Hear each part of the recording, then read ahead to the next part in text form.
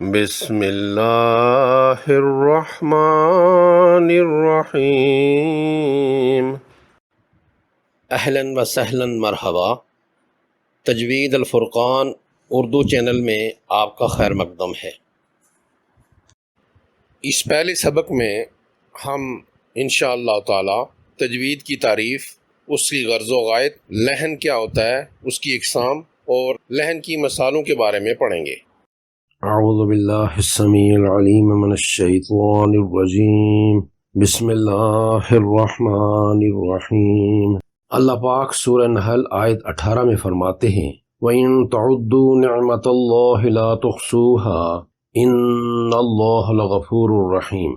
اگر تم اللہ کریم کی نعمتوں کو شمار کرنا چاہو تو نہیں کر سکتے، بے شک اللہ پاک بہت بخشنے والا مہربان ہے۔ اللہ پاک کی بے شمار عنایات میں سے ایمان جیسی نعمت کا درجہ بہت بلند ہے۔ اللہ تعالیٰ کا لاکھ لاکھ شکر ہے کہ اس نے ہمیں نبی آخر الزمان حضرت محمد الرسول اللہ صلی اللہ علیہ وآلہ وسلم کی امت میں پیدا فرمایا اور ہماری رہنمائی اور ہدایت کے لیے قرآن مجید جیسی بابرکت کتاب نازل فرمائی۔ اب یہ ہمارا فرض بنتا ہے کہ اس کو پڑھیں، سمجھیں اور اس کی ہدایات پر عمل کریں۔ قرآن عظیم چونکہ عربی زبان میں نازل ہوا ہے، اس لیے اسے عربوں کے لہجے اور ٹون میں پڑھنا ضروری ہے۔ ہم اجمی عموماً اپنی مادری زبانوں کے لہجے میں ہی قرآن پڑھتے ہیں، جس کی وجہ سے معانی میں ایسا بگاڑ پیدا ہوتا ہے جو کہ قرآن کی منشا نہیں ہوتی۔ ضرورت اس امر کی ہے کہ اس کے مخارج عربی دانوں والے ہوں اور حروف کی صفات کا خاص خیال رکھا جائے۔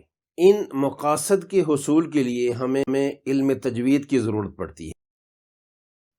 لفظ تجوید کا لغوی معنی سنوارنا، خوبصورت بنانا، آراستہ کرنا، سجانا، بہتر کرنا یا ٹو انہانس ہے۔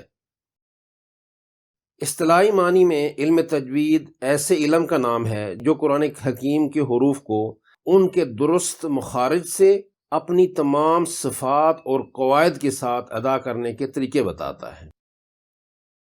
علم تجوید کی غرض و غایت: قرآن کریم کی چھوٹی سے چھوٹی آیت بھی تجوید کے قواعد کے بغیر نہیں پڑھی جا سکتی۔ ہر سطر میں تجوید کے مختلف قواعد کو ملحوظ خاطر رکھنا ہوتا ہے۔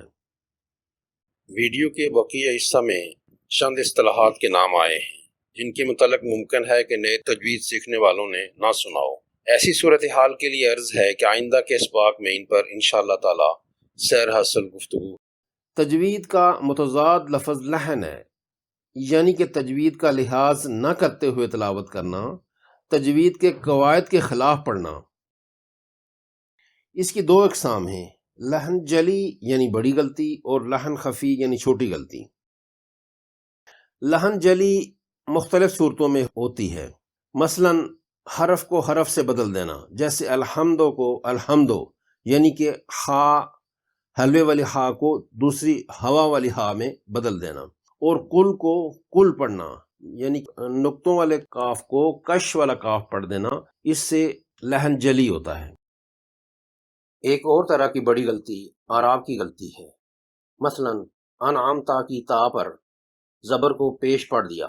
اسی طرح ساکن حرف کو متحرک یا متحرک کو ساکن پڑھنا بھی لحن جلی کی ایک قسم شمار ہوتی ہے، جیسے رب اجعلنی میں جیم کی جزم کو زبر پڑھنا یا کتیبہ کی تا کو مجزوم پڑھنا۔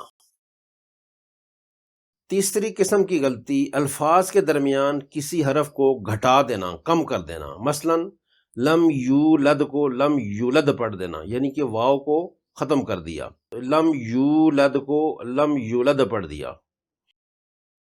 اسی طرح کسی حرف یا حرکت کو غیر ضروری بڑھا دینا، مثلا الحمد کی پیش کو لمبا کر کے الحمدو بنا دینا۔ مشدد حرف کو مخفف اور مخفف کو مشدد بنا دینا، مثلا اظلم کو اظلم یا ایاکا کو ایاکا پڑھنا۔ حروف کی صفات اور قواعد کی غلطیاں لحن خفی ہیں، یہ مکروہ عمل ہے۔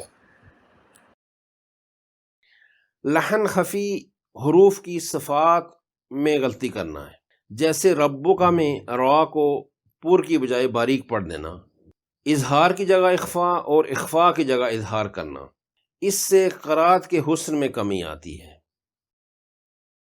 مثلاً وَلَمْ يَكُنْ لَهُ كُفُوًا أَحَدٌ، اس میں اظہار کی بجائے اخفا کر دینا، کفون کی تنوین پہ اظہار کی جگہ اخفا کر دینا، یا من جوع میں نون ساکن کے اوپر اظہار کرنا، یہ بھی لحن خفی ہے کہ اس سے قرات کے حسن میں کمی واقع ہوتی ہے۔